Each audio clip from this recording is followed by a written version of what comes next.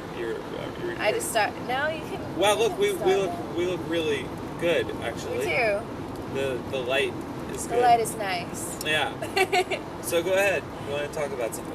Well, hello, YouTube. I was just actually talking with Zach about how, even though I don't have any Native American blood whatsoever, Right. sometimes I feel very connected to the spirit of the Native Americans, like just Okay.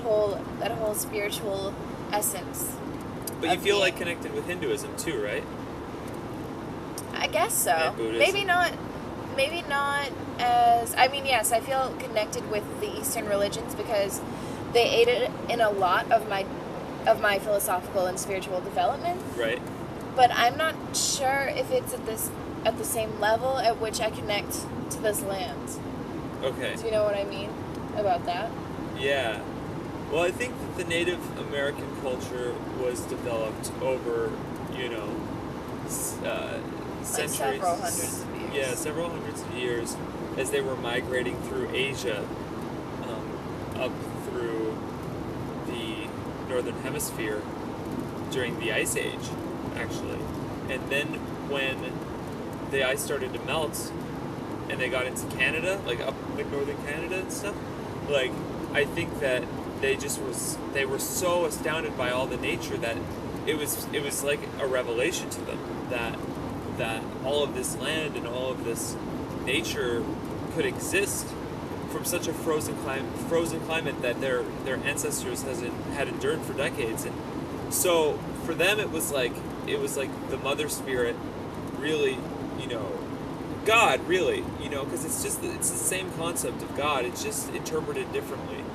So God opened up the floodgates and allowed for nature to spring up from what they considered to be like desolate, but desolate with ice, not desolate with soil.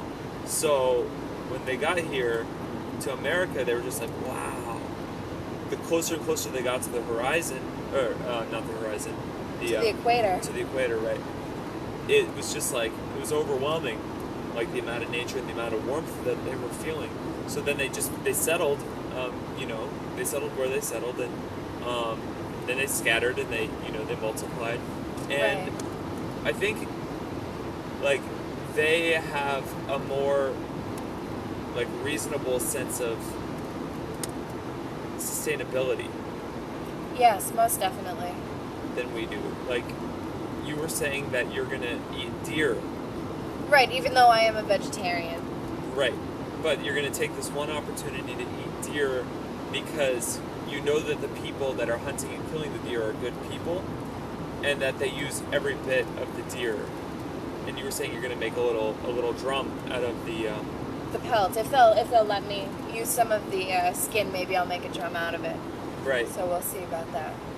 And the Native Americans used every part of the animal in their daily lives. Like even bones, sewing needles, and right. If they very figured if interesting. they had to kill the animal in order to survive, that they weren't going to disrespect the animal by discarding a huge aspect of it. That they were going to, pay tribute to the animal in every way by keeping it around them and as a memory of their meal and of the sacrifice that the animal gave. And I think that we're connected to sacrifice in that way. But I really don't think that, I think the Native American culture is really romanticized in a lot of ways. Like, not to say that they weren't, the indigenous people of America were not good people, but I think that they were very savage as well.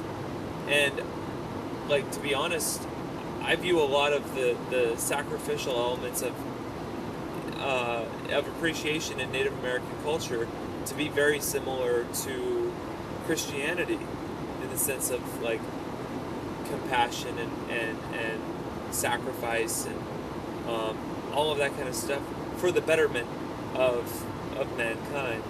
And as a whole. As a whole. And Deepak Chopra actually wrote this really awesome book that this was a bestseller, called How to Know God, in which he breaks down the 7 ways in which humans interpret God, and like So for people that are struggling to survive, God is like the judge, because God decides whether we live or die on the moment. And then for like one step up, if we're just like, making ends meet, whatever, just, chilling out, enjoying life, God is the creator. God has provided us with this landscape. And this is all in Deepak's book, How to Know God. And then like, you step up and you're like cool with life, and you're like, you don't have to really struggle too much. You're an artist. You're creating because, and you see God as an artist. So it's different ways in which we interpret God based on the way that we live our own life. And then the seventh and most, evolved sense of understanding God is seeing God as ourselves. And if we can interpret God as ourselves, then we've really reached the highest plane of spirituality. And, Deepak... Do you think that transcends all religions? Yeah, that's why I'm bringing it up. It's like Native American... Well, so do I. That's why. Yeah, Native Americans saw God as this provider because they still had to work hard for their food, and they were developing a real civilization for themselves. And Christians had to do the same thing, and Muslims had to do the same thing, and Hindu and Buddhist, we all had to go through the same strife as each other.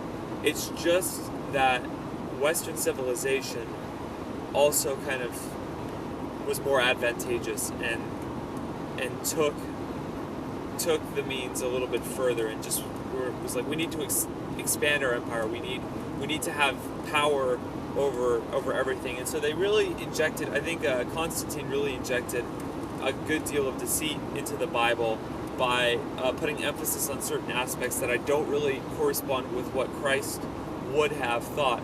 See, I agree with you there, but I also, I'm sorry to interject. Sure. But I know a lot of Christians, Catholics, Christians, what have you, both non-denominational and otherwise, that would say that they don't necessarily agree with that. Even like if I'll try to explain, Sure. Oh, of course. that there are parts of the Bible that weren't included, and that the parts of the Bible that were included seem to be specifically for the purpose of developing this idea of this religion. Well, yeah, the like, I think and they'd say like, no, this is God speaking through man. Right.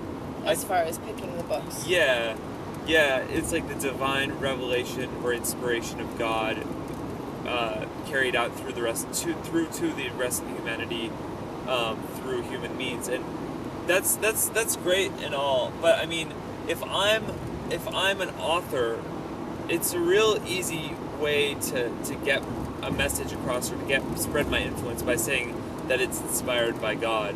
Right. And the burden of truth really falls upon these people, but I don't bother with those things. I don't bother trying to decipher what is and what is not the true word of God. I believe that God exists everywhere, so everything is the true word and the true nature of God. I think what people what Constantine did was he interjected things like, God said that man has domain over the land, and so therefore he can do whatever he wants with the land. And then also, hold on, my train of thoughts is going choo choo. That God is not only omnipresent, but omnipotent, all good. There's nothing bad with God. All the bad is actually is Satan. Good. Is a separate. Oh, you think it's separate? Well, that's what Christianity believes, and I believe that they create a separation between God and the devil. They create this character known as the devil to represent the negative aspects. Yeah, Christianity, right? Negative aspects within the whole of God, and I really don't think that there is a separation. I think that God created the negative. I mean, God created the devil in His original grand design. So, I mean, we need to hold ourselves accountable as little gods in a way, and really interpret evil and good. And embrace But for ourselves, the change, and even if it seems like it's a bad thing, right? I mean, like, what I'm talking about basically is, okay, it's really hard for Westerners to have this idea that there isn't necessarily something that's inherently good versus something that's inherently bad. Westerners see it as very dualistic, like, you know, they take that kind of approach to life. Yes. And in the Tibetan Book of the Dead that I've just been reading that recently. A lot. Yeah, there is the message that basically, even if something's bad, it's not necessarily inherently bad. Even if we perceive something as being, like, scary, or if we see it as being like this big challenge in front of us, we shouldn't be afraid of it. Well, we should try to embrace it. Well, the thing is, once we start stripping away the layers of conditioning that are set out upon us outside of our own means, then we can kind of start seeing things as just all interconnected. Like, I don't view it so much as like good and evil as I see it as like a spectrum of activity. Like, temperature, cold isn't good or bad, it can be both. Like, we all have a refrigerator and an oven in our kitchen, right? Like, so we all embellish heat and the lack of heat. And so why not do the same with life? I mean, this concept of evil existing is really to create a sense of what is it when a parent tries to teach his child and expects his child to go along with everything that he says. You will not obey. Yeah, it's like obey, but there's a bigger word for you're right, it's obey, but there's a bigger word for it. Yeah, it's like obedience. Yeah, that's what it is. It's obedience. You will obey my commands, and you will do this, because if you don't, you will be punished. I think it's so unfair to say that we can be punished for doing what we feel is right in the moment. That's right. And I told you we were driving towards the sun. And I think that's a fallacy, really. That's humans utilizing people's tendency to look towards spiritual means in order to find guidance and manipulate them. It's like they're looking to find guidance, so then humans wrote it into the books that, you must follow us in order to find the way. It's like preying on the weak.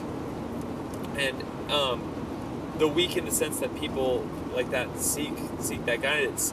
Some of the proselytizers I meet on the street, the biggest advocates for Jesus Christ are ex-addicts. Like, they're people that were literally saved by Christ, in the sense that the message of Christ that created these organizations did save them. So it does do some good too to have these manipulative outfits out there. So that's why I'm not wholly opposed to this kind of this way of man-created construct. Now, I totally believe Christ walked the earth and was a great person and really inspired a lot of people. And he's like Gandhi. He's like a model of this person that was wholly good in every sense of the word, and never. He was basically infallible. He's basically one of these very, very few infallible humans. Well, right, but I believe that his message was construed to be like, I am the carnation of this God that is outside of the rest of the world. That's what the religion wants you to think. Because it's almost disempowering to think, like, I'm not myself part of this God. Yeah. Yeah. So that's like almost taking the power away from the people and saying. But within the context you're right. Of the Bible. You're totally right. What the way that they make up for it, the way that they're kind of half telling us the truth, is by telling us that we are created in God's image. So that we can believe that, you know, even if we are not a part of God, or God does not reside within us, we kind of look like him a little bit, and we kind of at least look like him. We kind of act like him a little bit, and we kind of feel like him a little bit. So we kind of are like him a little bit, instead of just assuming the true natural principle that we are him, and we are him in the sense that, like, a guy that everybody should check out is a guy by the name of Ray Kurzweil, Kurzweil, who is this big purveyor of singularity, and he just really is a brilliant man that's living nowadays, and he is a visionary that is predicting what's going to happen in the future when it comes to technology, and how if we can survive for another 50 years, we have the potential to be immortal because of the advances in technology, that in the year 2020, $1,000 worth of computing equipment will buy us the amount of computing power that's equivalent to one human brain. And in 2040, because computers are going to teach each other in the future, it's going to be an exponential growth, and then $1,000 will buy you the same amount of computing power that it takes for all humans on the planet to compute. So in 20 years, it's going to go from 1 to 7 billion as far as processing power. So if you put things into that context, it's like life will be obsolete. Well, see, the thing is, as far as brain power. Well, what we're doing with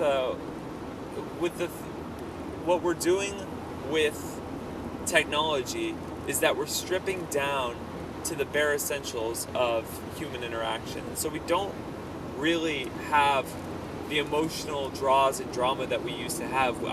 You know, right now Amanda and I are communicating with you, and you are communicating back with us, but we don't have to be anywhere close to each other, and we can communicate body language now, which is the big yes. thing on YouTube. Yes. is that I can communicate my sentiments, and you can tell that I'm either genuine or disingenuine, because you can look into my eyes and tell whether or not you feel like I'm being genuine or disingenuine with the words that I speak and the sentiments that I deliver. And so technology is advancing, and eventually we're going to become able to be linked in with each other's brains, because electricity passes through the brain, through the neural networks, just like electricity passes through the wires. And some people even think that eventually you'll be able to upload your brain, your consciousness, exactly, onto a computer, which is crazy. Like, and it'll be cloned, and then your consciousness will intense. Be in more than one place. I totally believe that. I mean, the true nature of it is we are limited, and we will always have limits because the universe itself is limiting. However, we are advancing those limits and pushing the boundaries. And so while technology may be limited right now, we are developing quantum computers that are able to process equations at an exponential rate. And so eventually we will be able to understand what consciousness is. There are being great advances. Daniel Dennett has written a book called Consciousness Explained, where he has this theory about us as conscious beings really just being satellites, just beaming thoughts from an underlying, permeating collective unconsciousness. And Jung believed in the collective unconscious and bringing forth archetypes from that collective unconscious. But the thought of living forever is like, it almost seems kind of sad to me. But you have to remember that, like, we have stemmed from the original spirit of all things in the beginning. We're all the same, so we have been alive throughout the entire universe. It's just that our consciousness limits our memory, so we can't remember all of the experiences we've had in past lives. Like, I totally believe in reincarnation. Well, I believe in reincarnation too, but don't you believe in a transcendence beyond? You mean, reincarnation into this realm anyway. That's the thing. It's like once our consciousness slips away during the process of death, or like in a coma or something like that, we slip back into the collective unconsciousness and we immerse ourselves in it until we're ready to peel ourselves out of there again. But it's not like that's the problem with reincarnation that I think hasn't been addressed. Is I personally do not believe reincarnation exists as this means by which we retain our conscious identity in the afterlife, and then go and transcend into the collective unconscious and come back as another being. I think what happens is our karma, if we still have karma remaining, we will do that. But if we disperse our karma, it's really brilliant, because then our consciousness goes into the collective unconscious and really like coordinates and collaborates with other entities that used to be identities within the collective unconsciousness. And then once we feel comfortable and strong enough to bring ourselves back out, then we find a way to do that, and we find a way to interact with like the sperm and bring ourselves into the brain of a sperm, which is very small and underdeveloped. And so then that wipes away the memory clean of all past experiences, unless we're sleeping. And that's why I personally believe, and this is like super tangential, but like I believe in us experiencing past lives during dream sleep. Like, I have experienced memories of being a very rich man, and a very poor man, and a very sick man, and an Olympic runner, all within my one lifetime, and it's not like just an act of imagination. I don't believe that it's the media taking over. I believe that the media and the internet is a way for us to communicate these ideas for each other that we've created. But I believe that these experiences have transcended television. I think that we were always dreaming and thinking about the way that we were. It's just that television actually makes the process easier and simplified, because we don't have to actively use our imaginations as strongly as we would have to just do so on our own. I don't know. I think I agree with you on the past lives. Okay. And experiencing them in a deep state of meditation or a dream. Okay. And manifesting that in the waking life. I understand that. But as far as the capacity of our imagination, I feel like it's actually limited by like things like television. Because I feel like there is this blank canvas, this void that we can completely mold and shape with our imagination. Mm-hmm. And television almost puts like a cap on that, don't you think? I think it's conscious. I think it's both. Because what television is it's just other humans creating things that are being put in front of us. It's the manipulation of the television by means that wish to suppress our imagination. I don't think television is in and of itself inherently limiting of the imagination. I think what happens is a lot of it is created as a distraction to the true nature of ourselves, that keeps us within the illusion, that prevents us from communicating to one another, because we're so accustomed to having everything delivered to us. But right. At the same time, it makes a lot of that discovery of the human experience simpler, because we don't have to leave our house to go out and experience it. And so... But you have to think about, what is genuine experience? Everything is genuine experience. Everything is genuine experience. I agree with you there. But how much can you actually learn through a TV show, as opposed to what you actually go through personally? I mean, it depends on what experience is. I mean, like, you can't. It's less explorative. You can't explore within a television screen. You have to accept what's being presented to you. But at that same point in time, I think you can learn a whole hell of a lot from the television. I mean, so many ideas can be expressed through means of audio and video, and like the Discovery Channel and Animal Planet and all that stuff. It's like extremely innovative, and even just like cartoons. I mean, it teaches you about the potential of the human condition and what we're inspired to do as a people, and the forefronts of our technology, and what we've created and what we've developed. So I think we learn a lot more about humans through television, and then as far as the Earth's concerned, we can learn a little bit about the factual information and statistics via the internet or via television, which is one and the same. The internet, right? With Discovery Channel. And well, yeah, I mean, things like that. You have to understand that the internet wouldn't be possible without television. Right. So Wikipedia, for example, would not be possible without Walter Cronkite in the 70s talking about the news stories that were going on and with trying to put as little of a spin as possible on it. Otherwise, Walter Cronkite would not be in business. But getting back to just kind of wrapping up my thoughts on imagination and dreamscape and things of that nature, it's I think we do ourselves a disservice by trying to put judgments and labels as far as whether or not something is positive or negative upon things like television or the internet or drugs. Once we generalize those things, and I do it too. I mean, I'm not gonna say that I'm some saint.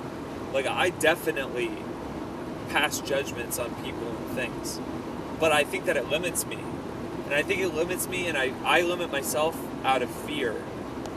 And it's something that I'm trying to alleviate myself of, because there's all of these filters. There's all of these filters and all of these conditions placed on everyday experience. And I think that, yes, they do limit, they enable us, they're enablers of creation and interaction with the human populace, but at the same time, they're inhibitors of innovation. Right. And I think that we have to strike a balance of being able to communicate innovation through means of things like this, of things like the television. So I've been trying to struggle with the same thing, actually. It's I think a lot of people do. When say we're having a conversation, right? Which now. we are. Yeah. And I'll prompt you with certain questions or things like that. Okay. It doesn't necessarily mean that I believe wholeheartedly in what I'm saying, or that's my strong opinion. But sometimes I'll ask questions to people because it's in opposition of what they're saying, or it can expand upon what they're saying, just because I want to hear from them their version of the experience. Do you know what I mean by that? Elaborate. So, say that you say you believe in God as a person. No. Outside. But I'm just saying, for example. Okay. Say that you're saying that, and I'll say, well, what if he's he's within the fabric of being in existence everywhere all around us at the same time. There's a disagreement. And yes, but say I don't necessarily know whether I believe that or not. I'll say that. Right. Even if I don't believe it. Right. Just to get a reaction out of right. you. You play devil's advocate. Right, exactly. To prompt more exploration within the human psyche, because it's harder to. It's easier right. to tap into more potential of different ideas when you have somebody else with you. Well, when there's a contrast. Right, exactly. Because if you and I are agreeing on everything, then that's a limitation, because there's no room for growth or learning or anything within that. Now, I think we're going to get to a point with this technology, like in 2040, for example, when we all have the ability to own a computer that's capable of processing equations at the speed of all humans put together, that we're really going to stop seeking exploration into, say, ourselves. And I'm running out of gas, so this will be interesting. Oh no. 3/4 of a mile, I think we'll be able to make it.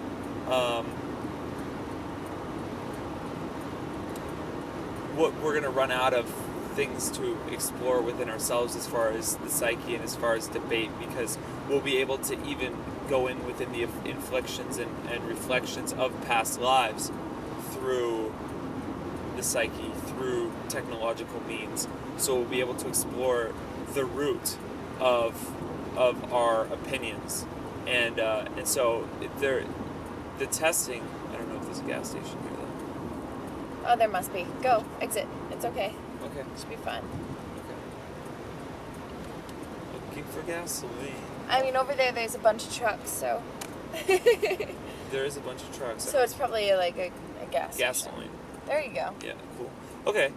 Well, anyhow, I think that that we're gonna reach a point where the need for debate is gonna stop, and it's gonna be, we're eventually going to get to a point where we're able to correspond with each other just casually and just about meeting each other and being like, hey, here's what I like, and it's going to be more on an artistic basis. I like this art. Oh, I like this art. It's like, oh, well, we have something in common. Let's expose each other to new influences and new means of making art.